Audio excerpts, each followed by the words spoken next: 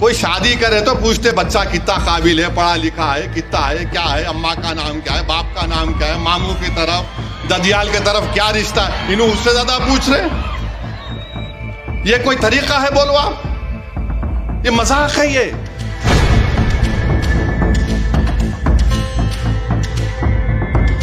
सबसे महंगा कॉन्ट्रैक्ट उसको दे दिए और वो कंपनी का काम क्या है कि बीजेपी के लोगों को सपोर्ट करना सोशल मीडिया पर, उस कंपनी को दे दिए। हमको हथियार खरीदना है, पाकिस्तान चीन से मुकाबला करना है। अब जंग हो गई तो 2 महाज पर जंग होगी। ये पैसा उजाड़ रहे कंपनी को दे के, हमारे फौज को तो भी दे देना था इतना पैसा जो कंपनी को दिए।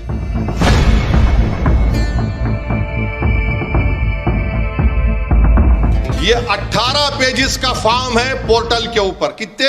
18 पेजेस, 18 पेजेस।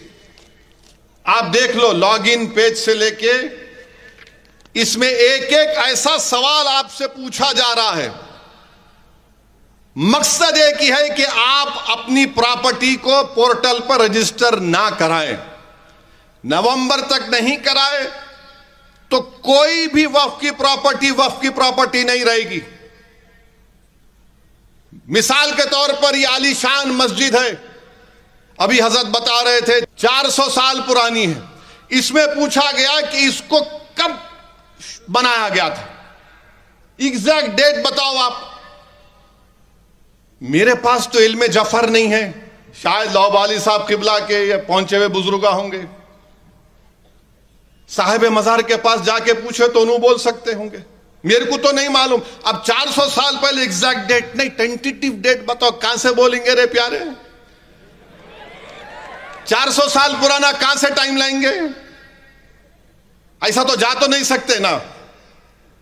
400 साल पुराना चाह लाओ, नहीं कुछ तो कैसे लिखेंगे रे भाई? 400 साल पुराना है। खादरिया सिलसिले के हजरत फरमा रहे थे 4 बुजुर्ग आकर अपने मुबारक हाथों से इस मस्जिद का संगे बुनियाद रखे। तुम खामखा उनसे छेड़खानी कर लिए चंद्रडू, तुमको नुकसान होगा। देखो अब तो पहुंचे हुए लोग हैं, 400 साल के बाद भी लोग उनका नाम ले रहे। ये हुकूमत करने वाले तुम्हारे दुनिया से जाने के 20 साल के बाद भी तुमको कोई याद न रखेगा इंशाअल्लाह ताला। आप बताओ, ये देखिए ये 19 पेजेस है, झूठ नहीं बोल रहा हूं मैं। जाके देखो आप, सेंट्रल इनका जो क्या है, ये मिनिस्ट्री ऑफ माइनॉरिटी अफेयर्स उम्मीद, देखो आप 18 पेजेस। वक्फ बाय यूजर क्या क्या इसमें क्या पूछ रहे देखो आप। अच्छा, इसमें हंसी आएंगी आपको, हंसना नहीं। अब इसमें क्या पूछ रहे उन्होंने, मैं पढ़ रहा था हैदराबाद से आते आते गाड़ी में, हमारे वकील साहब बोल रहे वाटर का बिल है, रेंटल एग्रीमेंट है, टेलीफोन बिल है, वोटर आईडी है, गैस का कनेक्शन लिखो, बैंक का अकाउंट लिखो, कास्ट सर्टिफिकेट लिखो, पेंशन डॉक्यूमेंट लिखो, रजिस्टर्ड सेल लिखो, LIC पॉलिसी बॉन्ड लिखो, PAN number, bank passbook, driving licence, birth certificate, pension document, electoral photo ID card, service identity card, smart card, ministry of labour का, health insurance card. अबे क्या बच्चे की या इसम नवेसी पूछ रहा, क्या तो भी कर रहा है ये। कोई शादी करे तो पूछते बच्चा कितना काबिल है, पढ़ा लिखा है, कितना है, क्या है, अम्मा का नाम क्या है, बाप का नाम क्या है, मामू की तरफ, ददियाल की तरफ क्या रिश्ता है, इन्हों उससे ज्यादा पूछ रहे। ये कोई तरीका है बोलो आप? ये मजाक है ये। अच्छा, ये हमारे हिंदू धर्म के एंडोमेंट बोर्ड में सब पूछ रहे? नहीं पूछ रहे। सिख गुरुद्वारा की प्रॉपर्टी रजिस्टर कर रहे? पूछ रहे? नहीं पूछ रहे। हमारे ईसाई भाइयों की जायदाद दे रहे? पूछ रहे? नहीं पूछ रहे। हमको ही पूछ रहे सब। ये 18 पेजेस का है ये। इंतजार भी नहीं करे कि रुकते कम से कम सुप्रीम कोर्ट की छुट्टियां, उसके बाद क्या फैसला आता, मगर नहीं, जल्दी है। और क्या किए, इसका कॉन्ट्रैक्ट एक ऐसी कंपनी को दिया अहमदाबाद की, सबसे महंगा कॉन्ट्रैक्ट उसको दे दिए। और वो कंपनी का काम क्या है कि बीजेपी के लोगों को सपोर्ट करना सोशल मीडिया पर, उस कंपनी को दे दिए। हमको हथियार खरीदना है, पाकिस्तान चीन से मुकाबला करना है। अब जंग हो गई तो 2 महाज पर जंग होगी।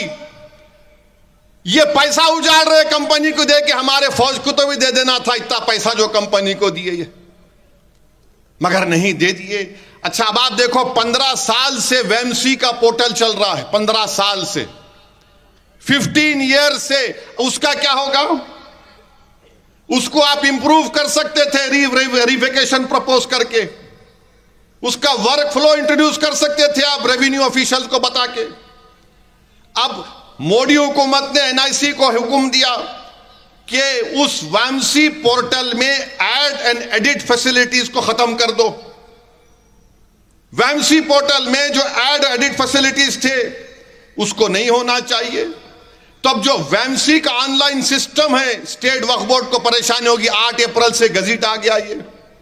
इसका नुकसान क्या होगा कि जो प्रोसेसिंग मॉड्यूल है, जो लीजिंग मॉड्यूल है, सब रुक जाएंगे। ये वक्फ बोर्ड को नुकसान होगा, स्टेट वक्फ बोर्ड को।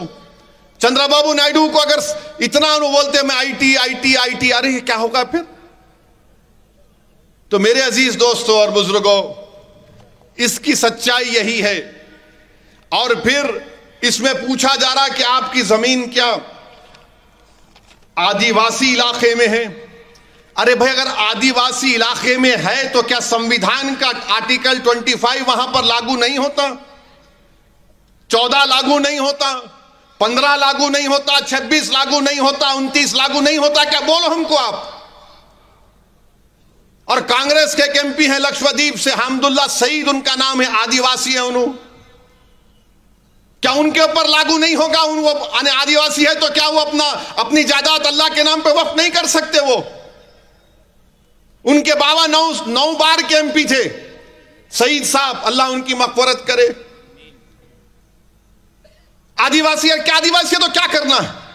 भारत के कानून में एक आदिवासी मुसलमान हो सकता है, दलित नहीं हो सकता है, 1950 का प्रेसिडेंशियल ऑर्डर के लिहाज से। ये कौन सा कानून आप बनाए बताओ?